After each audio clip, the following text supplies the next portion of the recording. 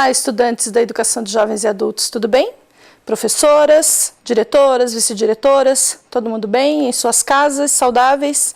Ótimo, nós aqui também estamos bem, estamos lutando para garantir que vocês não percam esse contato, esse vínculo tão forte conosco e com a educação, né? E eu trouxe para vocês hoje aquelas minhas curiosidades que eu gosto de pesquisar. E uma das coisas que eu fui atrás é querer entender um pouco desse momento, dessa pandemia, o que é isso? E descobri, claro, vocês já devem ter visto também, né, que nós não estamos vivendo nada novo. É novo e não é, a doença é nova, a pandemia é nova, mas a história de viver pandemias já vem há muito tempo na história mundial, né? Então muitas outras situações semelhantes de doenças que se propagaram muito rapidamente para além dos limites do seu próprio país, da sua própria cidade, localidade, e que tomaram proporções assim, assustadoras, mudando a vida das pessoas, mudando a história do mundo. E aí eu trouxe 5 para compartilhar com vocês, só para a gente trocar umas ideias aqui. Olha só. A primeira foi a peste bubônica. Ela aconteceu lá no século XIV. A peste bubônica é uma doença transmitida pelos ratos. E ela foi muito assustadora mesmo, assim, responsável por matar muita gente. A outra foi a varíola. A varíola, ela vem desde 3.000 anos, então ela vem desde antes de Cristo. E ela já está erradicada no Brasil, ainda bem. Mas ela já teve muitas etapas de ir e vir, assim, sabe? Até que a vacina se fortalecesse, se tivesse uma ação efetiva, ela teve muitas ondas de varíola. E foram pandemias assustadoras também, em cada momento que ela veio. A cólera, desde 1817. E a gente viveu algo parecido, né? A gente lembra no Haiti, por exemplo, que foi bem sério, uma pandemia de cólera lá, né? Também foi trágico para o país. A gripe espanhola, que é desde 1918, a gripe espanhola não está tão longe da gente, né? Parece que foi há poucos anos atrás. E H1N1, mais perto ainda. A gente viveu H1N1 em 2009. Alguns países sofreram muito mais do que o Brasil, mas o Brasil também. O Brasil viveu todas essas pandemias aí, junto com os outros lugares do mundo, né? E estamos, então, na pandemia agora, do momento, que é a da Covid. Mas, professora, por que você trouxe isso? Porque eu achei legal pensar no seguinte... E foi isso que me fez pesquisar. Nós estamos vivendo um momento histórico. Estamos fazendo parte da história. Olha que legal isso. A gente faz parte da história. A gente está vivendo algo que daqui a alguns anos as pessoas vão estar estudando. Vão estar querendo saber. Olha o que eu achei. Essa aqui é da gripe espanhola. Essa foto é de uma família inteira de máscara. Então lá em 1917 as pessoas tinham que usar máscara sim para sair de casa, já era obrigatório lá. Então nós estamos vivendo algo que está mudando com a gente, mas que teve um momento histórico que foi obrigatório e não ficou fixo, né? A gente foi relaxando, foi perdendo a necessidade de usar e não foi usando. Mas olha, já foi marcado. E aí eu fiquei pensando, nossa, que legal, essa câmera, essa família pousou para uma foto nessa época e registrou isso. E nós, tantos anos depois, podemos olhar para essa foto e ficar sabendo de elementos, de coisas que aconteceram no mundo. Não é legal isso? Aí eu tive uma ideia, e era isso que eu queria compartilhar com vocês. Que tal a gente construir a nossa memória desse período? Uma coisa tua, com você na tua casa. Olha que hobby legal que eu estou te dando de dica. Uma atividade divertida. Como assim, professora? Não sei, eu fiquei pensando que sabe achar uma caixinha de sapato mesmo, encapar, colocar informações na capa ali bem diferentes e guardar ali elementos como se ela fosse uma cápsula do tempo, sabe? Como se ela fosse um baú do tempo. E ali eu colocaria objetos desse momento, dessa época, sei lá, uma máscara feita em casa. Colocaria ali, colocaria folhetos que entregam por aí da campanha mesmo para se proteger, da H1N1 que a gente ainda recebe, né? Se encontrar, se veio na revista, veio no jornal, se eu ainda estou comprando, colocaria ali. Materiais que eu tivesse em casa desse momento, coisas que eu aprendi a fazer, coisas que eu quero escrever. Eu pus ali, escrevi uma carta para mim mesma, olha que ideia legal, para eu ler daqui a algum tempo. ou para outra pessoa que eu não estou vendo, mas eu estou com muita vontade de escrever isso para ela, contar isso para ela, escrever para entregar num outro momento. Ou não entregar, deixar guardado ali para alguém daqui a alguns anos achar aquela caixinha. Fazer fotos desse momento como aquela família fez, né? Você com a tua família ali, ou você sozinho, criar momentos que virem história e que você possa daqui a um tempo ter acesso e pensar sobre tudo isso que a gente viveu. Eu achei uma ideia legal. Veja o que você acha e fica a dica, tá bom? Prof, por que você trouxe esse assunto? Eu sempre gosto de falar isso, de mexer com a curiosidade de vocês, de ficar pensando, intrigados. Por que a professora está falando de história na aula de língua portuguesa? Porque eu quero conversar um pouquinho sobre isso com vocês. Olha o que eu trouxe. Algumas aulas atrás, eu falei sobre identidade. Lembram-se? Que a gente tinha que pensar sobre quem a gente era, as coisas que tinham relação com a gente, que a gente se identificava. Só que hoje eu não vou falar muito pessoal. Vai passar pelo pessoal, mas a gente vai falar um pouco mais de Brasil. Hoje eu vou falar um pouquinho da identidade brasileira, identidade cultural do Brasil, ok? E aí eu trouxe essas duas imagens. Vocês reconhecem ela como identidade cultural do Brasil? Uma é do Grupo Olodum da Bahia. O Grupo do Olodum é muito marcado por música e dança. A outra foto é do prato típico brasileiro, a feijoada. Concordam que esses elementos têm a ver com a cultura brasileira? Vamos para frente. Aqui eu trouxe baianas. Baianas. Mulheres com roupas de religiosidade de matriz africana. A outra imagem é a capoeira. Homens negros jogando capoeira. Vocês reconhecem esses dois elementos como também característicos do Brasil? Como identidade cultural brasileira? Vocês viram alguma semelhança entre eles? É para ir pensando. Já que a gente já está fazendo esse olhar, vamos começar com o registro. É hora do caderno, do lápis, da borracha ou da caneta, se você preferir. O que nós vamos fazer agora? Nós já vamos colocar a data, o título da nossa aula e já temos uma tarefa. Aqui tem aquelas 4 imagens, só que um nome genérico das 4 imagens.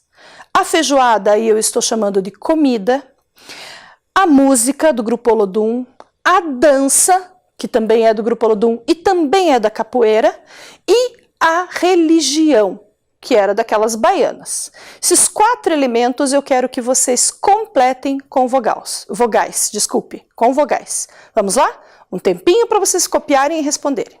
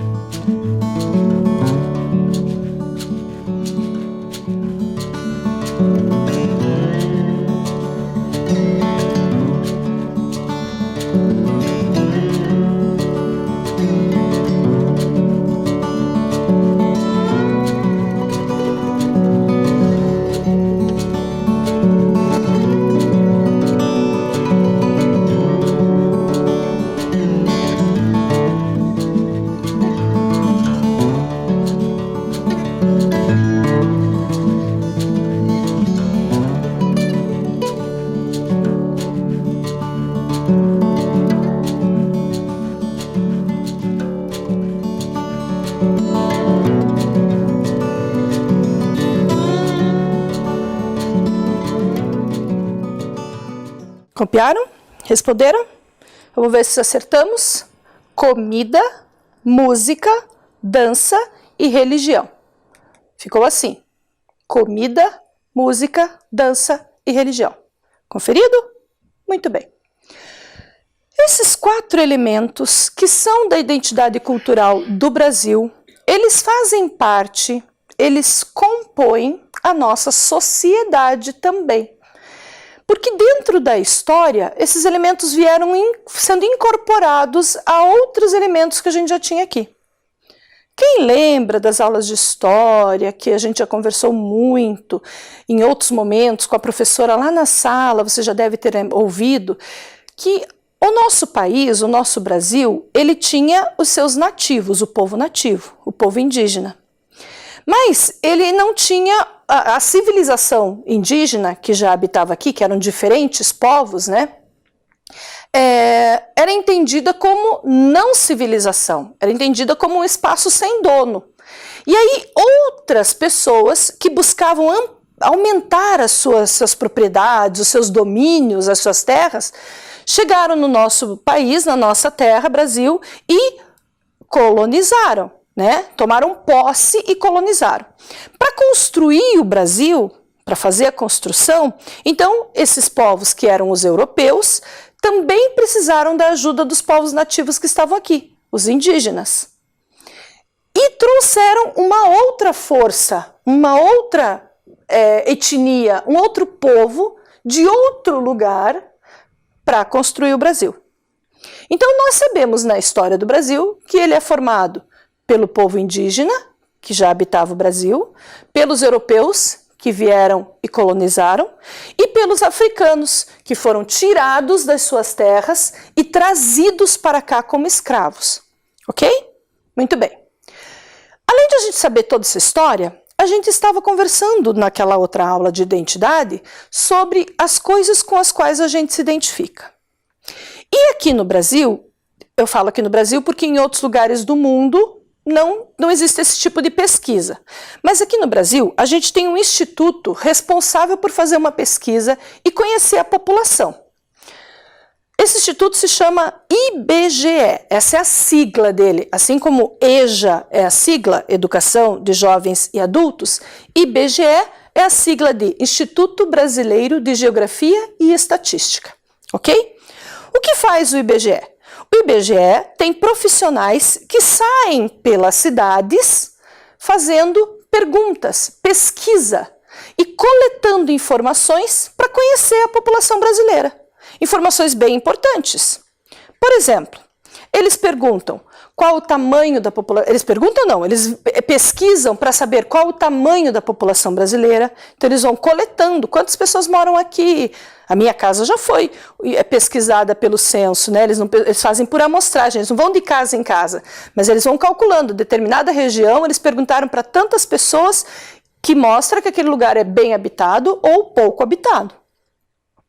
Eles perguntam também e observam as condições que essas pessoas vivem, como é que elas estão distribuídas em todo o território do Brasil, se lá, por exemplo, perto de rios mora mais gente ou menos gente, perto do mar, no interior do Brasil, onde moram mais pessoas, essa pesquisa coleta essa informação. Escolaridade das crianças e dos adultos, então eles também investigam se todos são alfabetizados, que nível de escolaridade eles têm, se frequentam a escola, a condição de emprego, de renda, todo esse levantamento que é feito pelo IBGE é que vai ajudando a também criar políticas públicas para a gente melhorar o nosso país cada vez mais. Muito bem. Além disso, o IBGE faz uma pesquisa muito importante, que é chamada de pesquisa das características étnico-raciais da população. Essa pesquisa é para identificar quantas pessoas são negras, ou brancas, ou indígenas, ou de outra nacionalidade que moram no Brasil. E por ali ele calcula. Só que tem um elemento. O IBGE não pode olhar para a pessoa e dizer, ah, você é negra, então eu vou marcar aqui, negra, na sua família é todo mundo negro. Não, ele não pode. Por que ele não pode? Por uma questão de posicionamento e até de constituição, de direitos humanos. Porque eles entendem que as pessoas precisam se declarar, elas precisam se identificar com alguma etnia. Não é o outro que diz para você se você é desta ou daquela etnia. É você que se identifica por aqueles elementos que a gente já conversou, por como você viveu, pelas suas memórias, pela história que você tem na tua vida, certo? Muito bem. Em Portugal, por exemplo, eles não fazem esse tipo de pesquisa. Eles nem investigam como que a população é formada. Porque a maioria ali é formada por europeus e eles já seguem essa lógica e compreendem que se eles perguntarem para a pessoa se ela se identifica com outra etnia, é invasivo demais, é ofensivo, a pessoa pode se sentir ofendida nos seus direitos humanos. Então eles não fazem esse tipo de pesquisa. Por que é importante fazer aqui no Brasil? Faz. Porque também vai levantando questões de desigualdade social. Qual etnia está mais ligada à pobreza, qual está menos ligada, em quem tem que investir mais. Então é uma pesquisa importante. Só que eles trazem já prontinho 5 categorias de etnia, de raça. Eles perguntam para você com qual dessas etnias você se identifica. Essa é a pergunta mesmo, né? Como é que você se vê? Como é que você se define? Você se define como preto, pardo, branco, amarelo ou indígena? Esquisito, né? Mas essas são as categorias. Eu acho esquisito, porque eu não consigo ver muita diferença entre o que é pardo. A ideia talvez seja porque teve mistura, né? O branco com o negro e com o índio também, aí surgiu o pardo. E o amarelo é outra etnia que veio para o país também, como imigrantes. Então essas são as categorias que eles enxergam como cor mesmo. Foi uma organização por cor, tá bom? Muito bem. Então a pessoa tem que responder essa aí por conta própria, ela que tem que se definir. E eu vou jogar essa pergunta para vocês. Se o IBGE chegasse hoje na sua casa e fizesse essa pergunta, o que te define? Você se olhando, você prestando atenção em você, sabendo o que é identidade cultural, o que é identidade, as tuas memórias, com qual resposta você se identificaria? Vai pensando aí, tá bom? A pergunta é bem assim, ó, lá no IBGE a pergunta é bem assim, ó. A sua cor ou raça é branca, preta, amarela, parda ou indígena? E a pessoa tem que se identificar, certo? Vejam que essa é uma pesquisa importante. Vamos tentar fazer esse exercício registrando? Muito bem, então eu quero que vocês agora, a gente já colocou aquela informação antes, agora na continuação das linhas do seu caderno você vai fazer essa informação. Eu coloquei todas as opções ali, mas você não precisa copiar todas não. Copie a pergunta e põe a sua resposta, ok? Um tempinho para esse registro, vamos lá?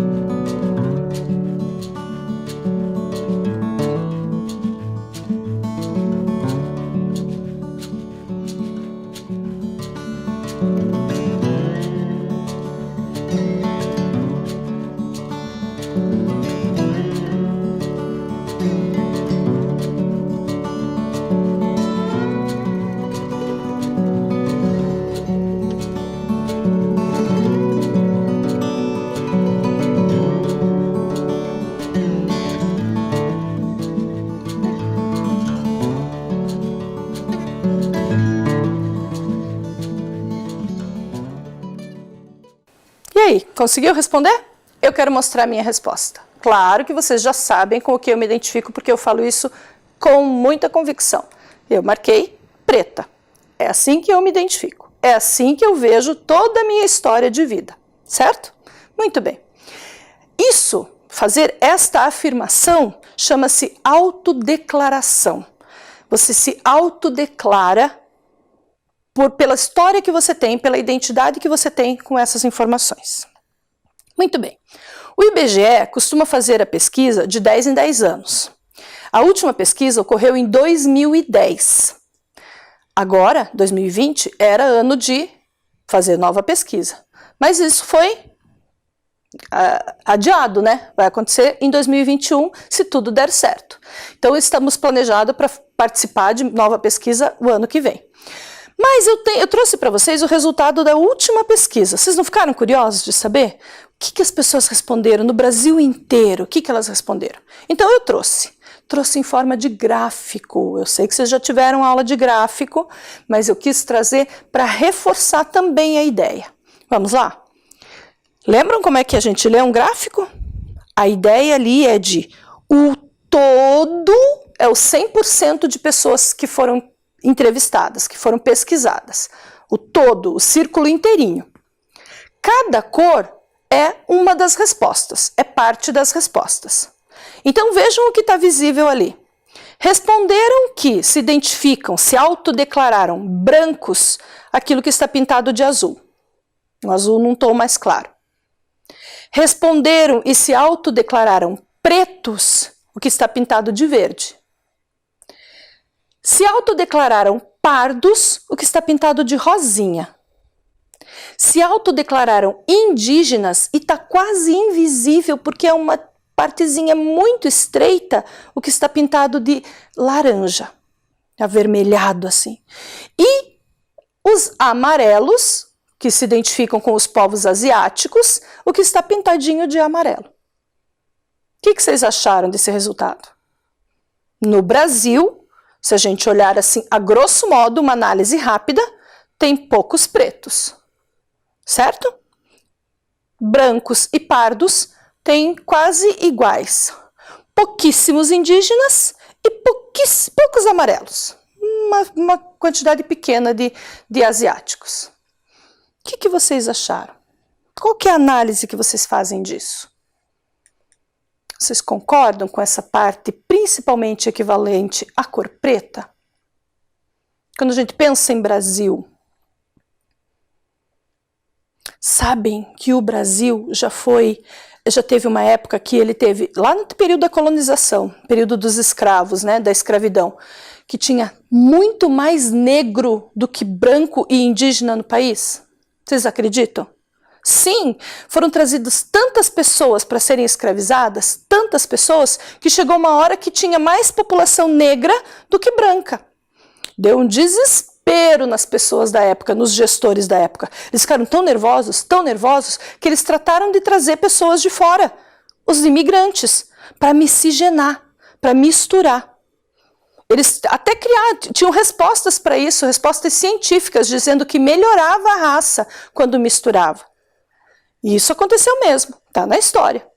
Então, tudo isso, será que faz parte da gente hoje pensar em como a gente se declara? Em por que as pessoas ali, todo o povo brasileiro ainda não consegue enxergar o que é ser pardo, o que é ser preto, o que é ser branco? Vamos analisar mais um pouquinho? Muito bem.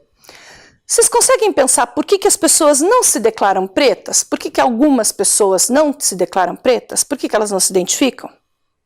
Eu tenho algumas possibilidades.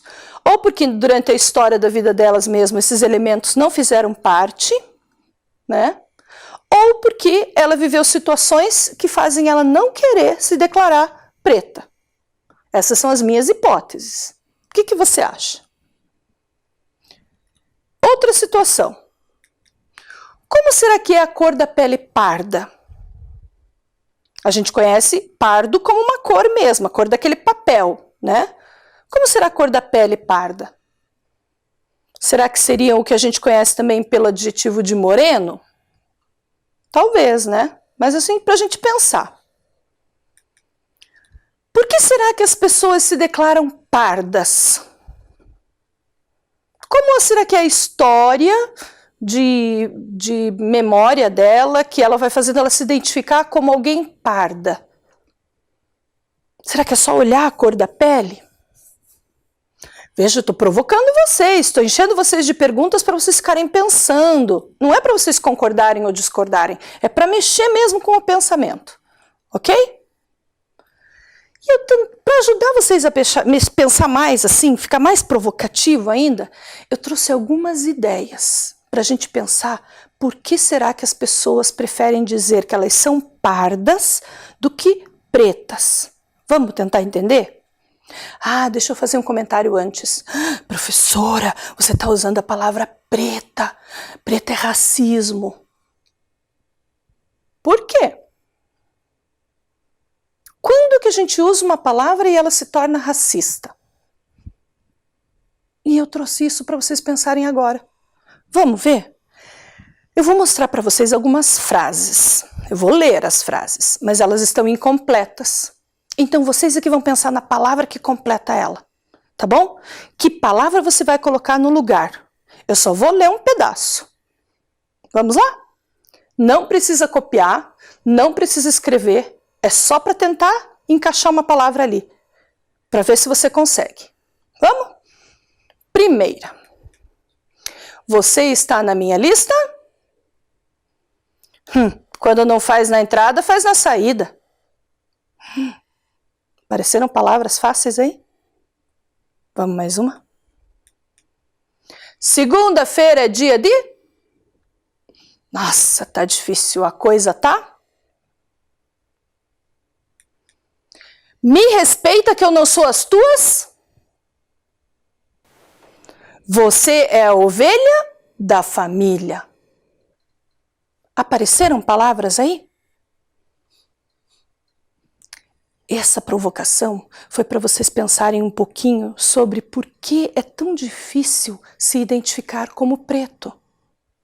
Porque na construção da história do nosso Brasil, a cor da pele, e até hoje, vocês sabem, a cor da pele ainda está muito ligada a ser ou não ser inteligente, ser ou não ser bonito, ser ou não ser honesto, ser ou não ser do bem. Sempre que a gente olha para a cor da pele, a gente ainda leva essas ideias todas carregadas de coisas ruins. Todas essas frases que eu disse para vocês estão todas ligadas à negatividade, a coisas ruins, a coisas que não trazem bons sentimentos, boas sensações. E isso sempre ligado à cor da pele. Né? Quando a gente tem essa associação, quando a gente tem essa dizer que isso é igual a isso, ou que é parecido, ou que vale a mesma coisa, a gente aproxima cada vez mais aquela sensação de não querer se identificar. A gente alimenta a ideia de que aquilo realmente é errado, ou é ruim, ou não presta, ou não vale muito. Então, quando a professora traz para vocês essas frases e traz essa discussão, é para a gente pensar sobre isso. Desde sempre, a ideia de ser preto, de ser negro, está ligada a principalmente escravidão. Então, eu só consigo pensar em preto e escravo. A gente nem diz os negros escravizados, a gente já chama de escravo. Parece que nasceu escravo. Ligado a não ser bonito, né? Quantas vezes a pessoa, você já deve ter ouvido, se você não viu, você deve ter vivido a situação, né? Se você não só ouviu, você pode ter presenciado, de falar de que cabelo de preto é cabelo bombril, ou é cabelo ruim. Já escutou isso? Já viu isso acontecendo? Ou que preto parece macaco? Associar o ser humano a um animal, essa associação, ela não é nova. A gente que ouve, de vez em quando acontece essas situações aqui, a gente não ouve isso por acaso. Isso acontece desde muito tempo atrás. Desde quando começaram a perceber que tinha tanta força, essas pessoas tinham tanta força e elas ajudaram tanto na Constituição do Brasil, porque elas estavam acostumadas com o clima tropical. Lá na África, dos diferentes países africanos, o clima é tropical. Então, e na Europa não. Então, quando elas vieram para o Brasil, elas conseguiam trabalhar e tinham soluções que elas já tinham nas civilizações delas lá na África e que elas tinham aqui. Conseguiam agilizar, conseguiam resolver problemas de plantação, por exemplo, de agricultura, de doenças de pessoas e de animais, porque elas estavam acostumadas, era o mesmo trabalho que elas tinham lá. Fora a força física, que a constituição física é diferente, e aí aqui eles tinham muita força. Quando tudo isso começou a ser percebido, toda esta força, tanto de solução de problemas como força física, foi preciso desmontar esses seres e tratá-los como animais. Ou pior que animais, né? Condições subhumanas. Então essa comparação com o macaco é porque até o jeito que os negros escravizados eram tratados, acorrentados, colocados sem casa, eles não tinham casa, eles eram colocados em qualquer espaço na fazenda, na senzala, como era chamado aquele espaço onde eles ficavam. Enfim, então essa associação com a ideia de fisicamente parecer um macaco é para cada vez mais tirar os valores humanos das pessoas de cor preta. Então, relacionado com a escravidão, relacionado com beleza física, um padrão que foi escolhido, se não tiver aquele padrão, é feio. Ou religiosidade. A ligação com o transcendente, a ligação com o ser que você acredita, tinha que ser como era do povo que colonizou. Tudo que não fosse igual ao do povo que colonizou, no caso, os indígenas e os negros escravizados, era considerado do mal, feitiçaria. E essa informação nunca deixou de existir, nunca enfraqueceu.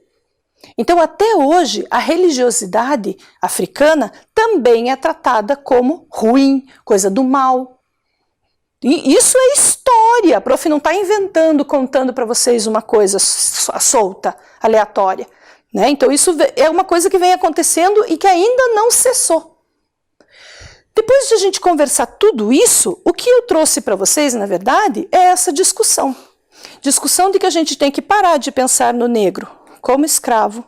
A gente tem que parar de exigir um padrão de beleza para cabelo, para forma de vestir e para religiosidade. Ok? Essa nossa discussão hoje é para a gente pensar em não estimular, não promover mais nenhum tipo de preconceito, especialmente o preconceito racial. Tá bom? Nossa, prof, tudo isso, por quê? O que tem a ver com língua portuguesa? Lembra que a gente sempre chega na informação relacionada à língua portuguesa e que os conhecimentos, eles não são separados. Todos os conhecimentos, eles estão muito próximos, muito relacionados. Então, a gente estudou tudo isso porque a gente vai combater qualquer preconceito racial, que também se chama racismo, com respeito. E como que a gente faz isso? Lembram daquelas 3 dicas? Com conhecimento e com informação, ok? Muito bem. E é isso que eu trouxe para vocês hoje. Todo esse conhecimento da história, toda essa informação da história, para provocar o pensamento de vocês, porque lembram que eu disse que a contribuição dos negros, dos povos que já habitavam o Brasil, os indígenas também, foi muito grande e que a constituição da nossa população, ela não é só pelos imigrantes ou pelos europeus ou exclusivamente de um povo, é sobre isso que a gente vai conversar, ok? Vamos lá então? Nosso assunto, que lá no começo era identidade cultural, é falar dessas contribuições. O que mais as populações negro-africanas, quando vieram para o Brasil, trouxeram e contribuíram para a formação da nossa cultura brasileira. A gente já falou da música, da culinária, da religiosidade, da dança. Mas não é só isso. Apesar do povo não se declarar, o povo preto ainda não se declara como preto, porque ainda tem medo de todo aquele preconceito que ainda existe, a gente sabe que o Brasil é a nação que tem a segunda maior população negra do mundo. A segunda. Só perde para os países africanos, óbvio. Então, fora da África, o Brasil ainda é o segundo. Temos o Haiti, que também é um país de população negra, e que não é na África, é lá no Caribe, né? Muito bem.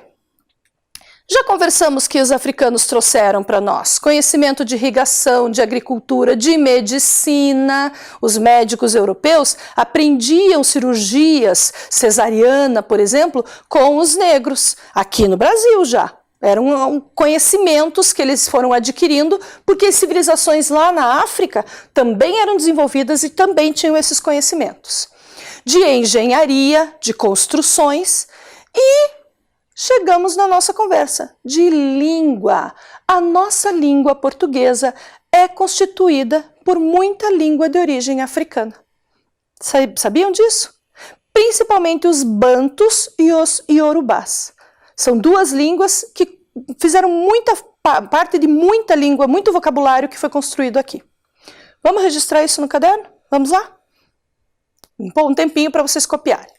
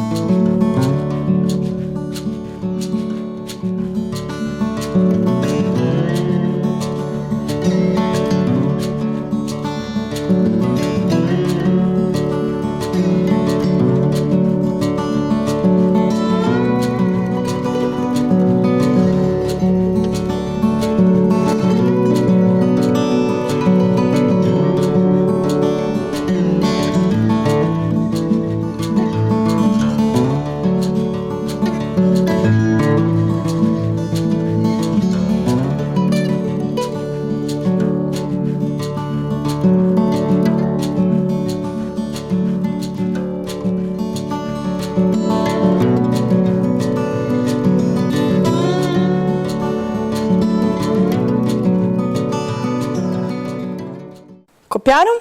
Registrado?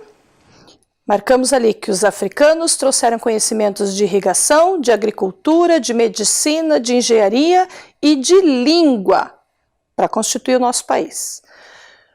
Vocês conseguem imaginar quais palavras fazem parte da língua portuguesa e que são contribuições dos africanos? São muitas, usadas no nosso dia a dia. Tantas que tem dicionários sobre isso. Mas eu trouxe só algumas para a gente conhecer. Hoje, na aula de hoje, a gente vai só conhecer. Na próxima aula, que a gente vai ter um pouquinho mais de tempo, a gente vai trabalhar com elas. Vamos conhecer? Olha essas aqui. Você já imaginou? Angu, banguela, canjica, cachaça, carimbo. O carimbo mesmo, aquele equipamento de marcar algo sob pressão. Cachumba, calombo, chuchu, fubá, camundongo. Todas essas palavras são de origem africana, especialmente da língua banto, e vieram para o Brasil. Muito bem, mas como que a gente sabe, professora? Você falou que é uma lista muito grande, como que a gente descobre essa lista de palavras africanas que a gente usa no dia a dia? Ó, uma pista. Essas palavras, elas têm uma característica especial. Vejam se vocês descobrem. Eu coloquei 2 grupos ali. Caçula, candango, cachimbo, coringa, cuca e cuíca. A pista está na sílaba inicial. Palavras que começam com K e com Cu, a maioria são de origem africana. Olha outras. Fubá, fuleiro, fulo, fulo brabo, macaco, mamona, maracutaia. Palavras que iniciam com a sílaba fu e ma também. Fubá, fuxico. Opa, eu mostrei, acho que essas aqui eu já mostrei para vocês, né? Essas aqui que eu quero mostrar. Quitanda, quindim, quitute, quilombo, quiabo. Descobriram? A sílaba qui. Quitanda, quindim, quitute, quilombo, quiabo. Essas são as palavras que fazem parte da nossa língua. Você já imaginou? Toda essa forma de conhecimento a gente precisa valorizar. E quando a gente se identifica com informações que mostram conhecimento, que mostram sabedoria, que mostram força, também fazem a gente querer se identificar com esse grupo. Concordo? Então, nossa tarefa hoje foi conhecer mais sobre a nossa identidade cultural como brasileiros e valorizar cada povo que constituiu todo esse país que a gente tem aqui, imenso, riquíssimo e cheio de cultura, certo? Essas palavras são assunto para a nossa próxima aula. Eu vou encerrando por aqui. Vocês estão cheios de borbulhas agora no pensamento para pensar sobre racismo. E na próxima aula a gente vai trabalhar com a escrita dessas palavras. Tá bom? Fiquem bem, fiquem em casa, se cuidando e cuidando de quem vocês amam. E a gente se vê na nossa próxima aula. Beijo, tchau!